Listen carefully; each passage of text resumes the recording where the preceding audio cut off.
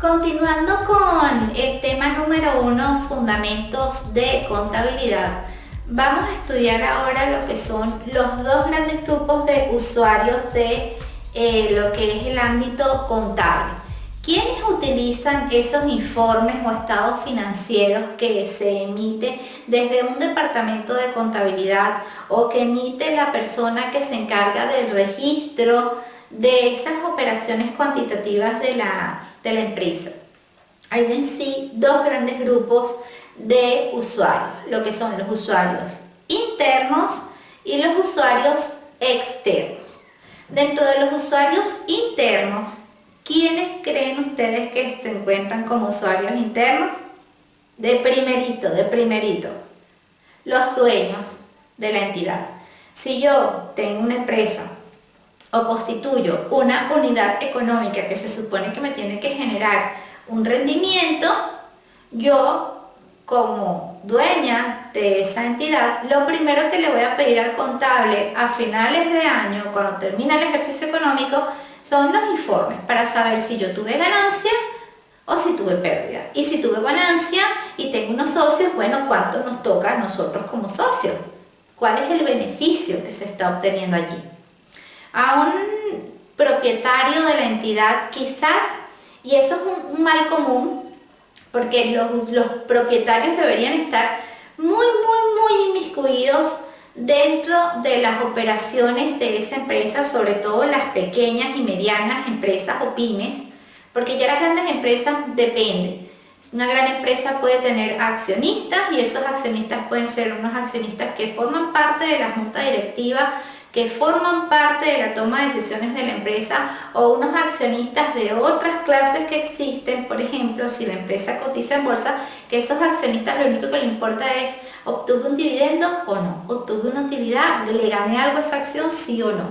Pero a los que toman decisiones, a la junta directiva, al propietario, sí le debería importar y estar pendiente de las operaciones que ocurren dentro de esa empresa y por qué ocurren ciertos hechos o fenómenos que pueden hacer que la empresa vaya a mejor o que vaya a peor. Entonces, sí, principales usuarios internos de la contabilidad son propietarios y junta directiva. También los gerentes de otros departamentos. Si es una gran empresa o es una pyme que está departamentalizada, por ejemplo, el departamento de ventas o cuentas por cobrar, el departamento de cuentas por pagar, el departamento de recursos humanos, el departamento legal, están estrechamente vinculados con la parte contable y requieren de esos informes que se emiten en contabilidad para contribuir a su proceso de trabajo. Saber, por ejemplo, en el departamento de ventas, cuántos son los clientes que han reportado cobros o cuáles no, y es recíproca. Así como la contabilidad, el departamento de contabilidad le da información a los departamentos, no es unidireccional, sino bidireccional. Yo como contable también necesito alimentarme de muchas de las informaciones que se realizan en distintas partes de la empresa.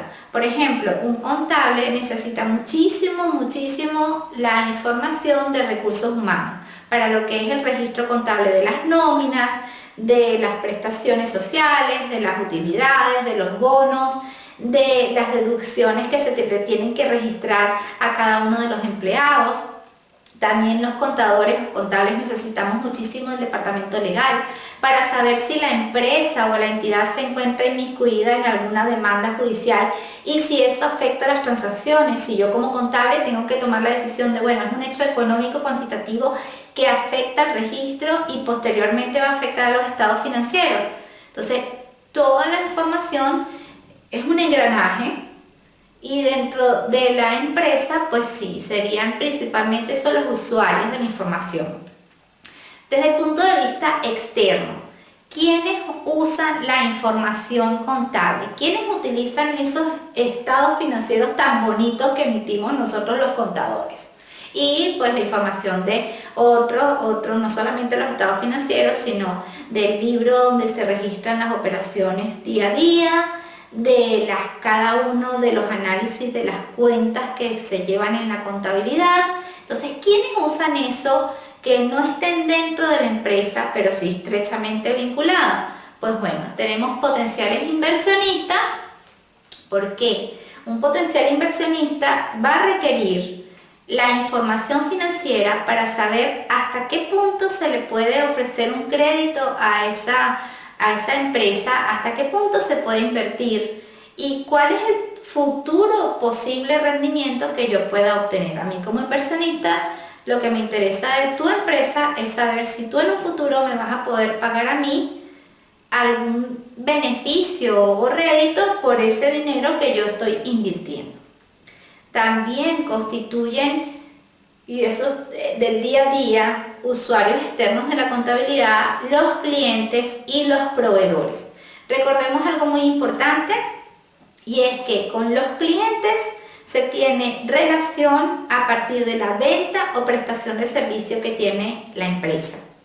Cuando yo vendo o cuando yo presto un servicio como entidad, a quien le estoy vendiendo o a quien le estoy prestando el servicio se llama cliente.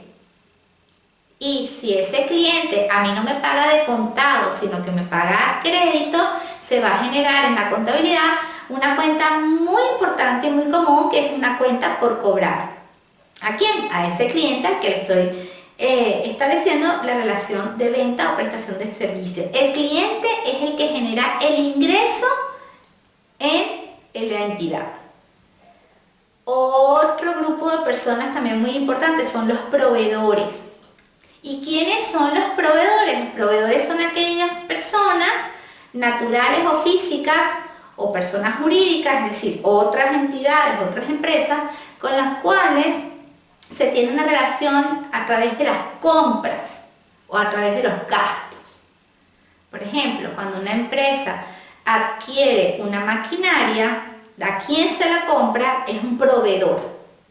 O cuando esa empresa adquiere materia prima para incorporarla en su proceso de inventario y transformar la materia prima en un producto terminado y posteriormente venderlo, el que da la materia prima se llama proveedor. Esos términos que hay que tener muy importantes desde el principio. Entonces, clientes, ventas o ingresos. Proveedores, obtención de activos o egresos gastos. Con los clientes se tiene una relación de cuenta por cobrar, cuando es una operación a crédito. Y con los proveedores se tiene una relación de cuentas por pagar, cuando es una operación a crédito. Y esos son los más comunes. En el día a día, con quien más se relaciona la entidad, más allá de posibles inversionistas que son necesarios en un momento determinado, son los clientes, los proveedores. Otros muy importantes también, las empresas crediticias o ni siquiera las empresas crediticias, las instituciones bancarias. ¿Por qué las instituciones bancarias? Porque la tesorería de la empresa, una empresa hoy en día no maneja todo su dinero en efectivo por el riesgo que ello conlleva, sino que ese dinero en efectivo es depositado en instituciones bancarias o instituciones financieras.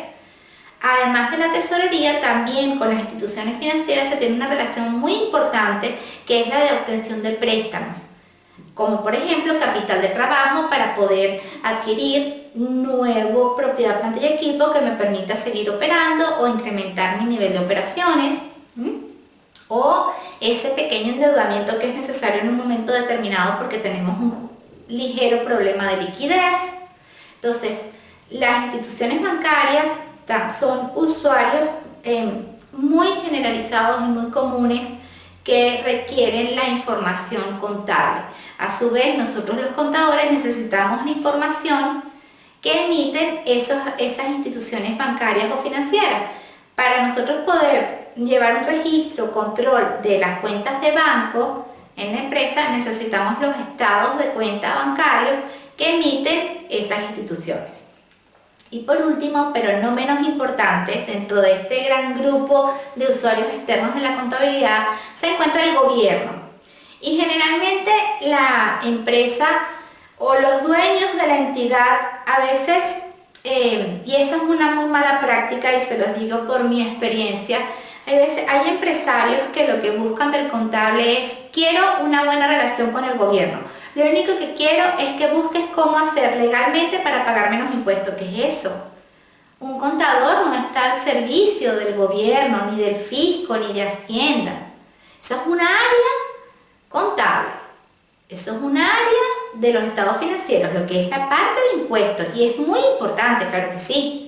Pero va más allá, la función del contador dentro de una entidad va mucho más allá de ser un analista de impuestos o de buscar cómo reducir los débitos fiscales o cómo reducir el impuesto a las sociedades o el impuesto sobre la renta.